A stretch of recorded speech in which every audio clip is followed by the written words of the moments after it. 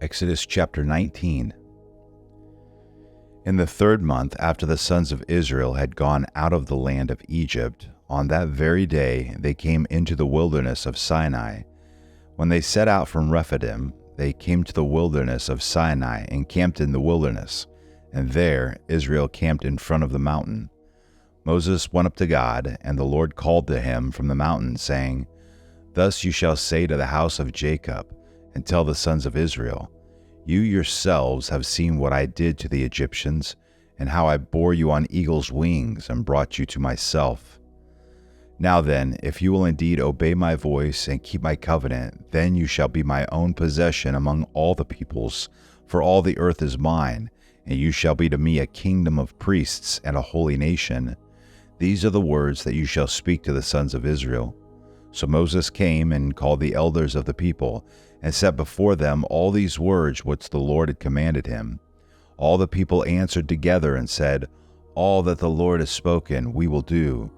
And Moses brought back the words of the people to the Lord.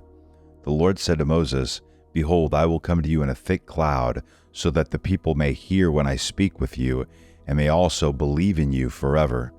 Then Moses told the words of the people to the Lord. The Lord also said to Moses, "Go to the people and consecrate them today and tomorrow, and let them wash their garments, and let them be ready for the 3rd day. For on the 3rd day the Lord will come down on Mount Sinai in the sight of all the people. You shall set bounds for the people all around, saying, Beware that you do not go up to the mountain or touch the border of it. Whoever touches the mountain shall surely be put to death. No hand shall touch him, but he shall surely be stoned or shot through, whether beast or man, he shall not live. When the ram's horn sounds a long blast, they shall come up to the mountain." So Moses went down from the mountain to the people, and consecrated the people, and they washed their garments. He said to the people, "Be ready for the 3rd day, do not go near a woman." So it came about on the 3rd day, when it was morning, that there were thunder and lightning flashes, and a thick cloud upon the mountain, and a very loud trumpet sound, so that all the people who were in the camp trembled. And Moses brought the people out of the camp to meet God, and they stood at the foot of the mountain. Now Mount Sinai was all in smoke, because the Lord descended upon it in fire, and its smoke ascended like the smoke of a furnace, and the whole mountain quaked violently. When the sound of the trumpet grew louder and louder, Moses spoke, and God answered him with thunder. The Lord came down on Mount Sinai to the top of the mountain, and the Lord called Moses to the top of the mountain, and Moses went up. Then the Lord spoke to Moses, "Go down, warn the people, so that they do not break through to the Lord to gaze, and many of them perish. Also let the priests who come near to the Lord consecrate themselves, or else the Lord will break out against them." Moses said to the Lord, "The people cannot come up to Mount Sinai, for you warned us, saying, 'Set bounds about the mountain, and consecrate it.'" Then the Lord said to him, "Go down and come up again, you and Aaron with you, but do not let the priests and the people break through to come up to the Lord, or he will break forth upon them." So Moses went down to the people and told them. Exodus chapter 20. Then God spoke all these words, saying, "I am the Lord your God, who brought you out of the land of Egypt, out of the house of slavery. You shall have no other gods before me. You shall not make for yourself an idol, or any likeness of what is in heaven above, or on the earth beneath, or in the water under the earth.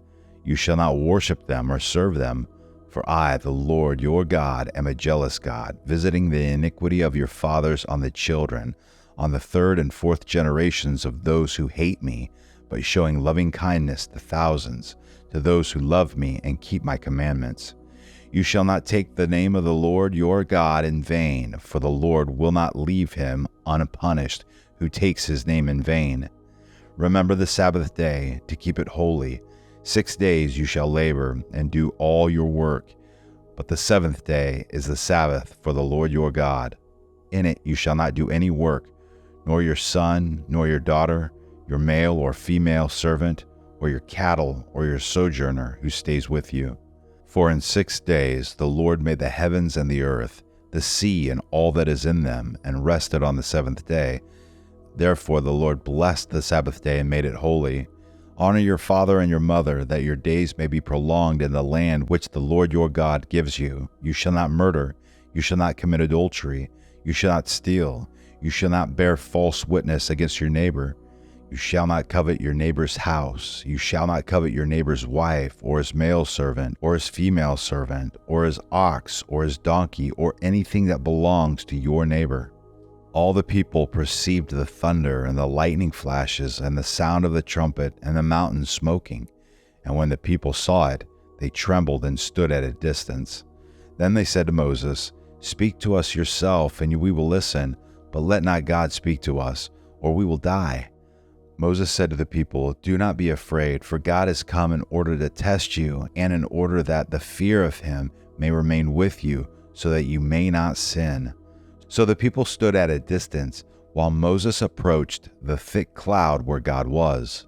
Then the Lord said to Moses, "Thus you shall say to the sons of Israel, You yourselves have seen that I have spoken to you from heaven.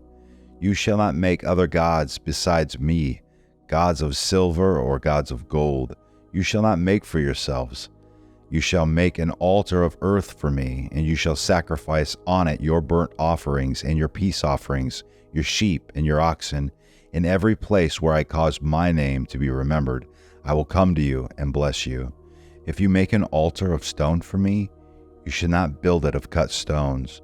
For if you wield your tool on it, you will profane it, and you shall not go up by steps to my altar, so that your nakedness will not be exposed on it." Exodus chapter 21. Now these are the ordinances which you are to set before them. If you buy a Hebrew slave, he shall serve for 6 years, but on the 7th he shall go out as a free man without payment. If he comes alone, he shall go out alone. If he is the husband of a wife, then his wife shall go out with him.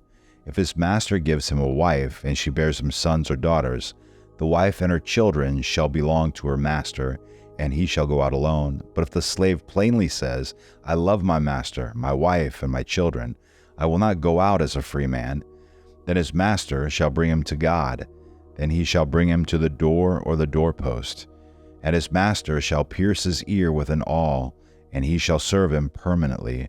If a man sells his daughter as a female slave, she is not to go free as the male slaves do. If she is displeasing in the eyes of her master, who designated her for himself, then he shall let her be redeemed. He does not have authority to sell her to a foreign people because of his unfairness to her. If he designates her for his son, he shall deal with her according to the custom of daughters.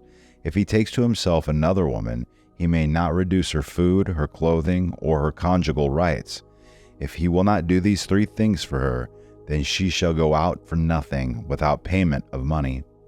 He who strikes a man so that he dies shall surely be put to death. But if he did not lie in wait for him, but God let him fall into his hand, then I will appoint you a place to which he may flee. If, however, a man acts presumptuously toward his neighbor, so as to kill him craftily, you are to take him even from my altar, that he may die. He who strikes his father or his mother shall surely be put to death. He who kidnaps a man, whether he sells him or he is found in his possession, shall surely be put to death. He who curses his father or his mother shall surely be put to death. If men have a quarrel and one strikes the other with a stone or with his fist, and he does not die but remains in bed, if he gets up and walks around outside on his staff, then he who struck him shall go unpunished.